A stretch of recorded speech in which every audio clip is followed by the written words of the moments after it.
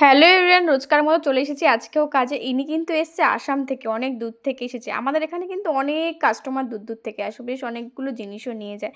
যেমন মালদা, আসাম, মুর্শিদাবাদ, অনেক দূর থেকে। আর এদিকে রঞ্জিত দা ভুই কুমড়োর গাছ নিয়ে কাটতে বসেছে, চারা করবে আর কি, কাটিং করবে। তাই জন্য এখানে কিন্তু দুপুরবেলা এখনও কাস্টমার অনেক রয়েছে, গাছ টাছ দেখতে গেছে।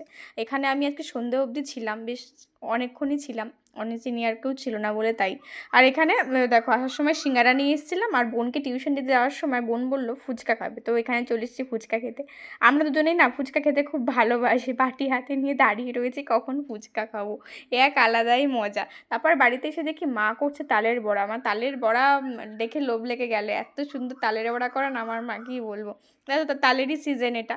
তারপরে রাতের বেলা ডিনারে ছিল খিচুড়ি আর আলুর দম। তো আজকের ব্লগটা এখানেই শেষ করছি, দেখা হচ্ছে অন্য কোনো ব্লগে। সবাই খুব ভালো থেকো, সাবস্ক্রাইব করে পাশে থেকো।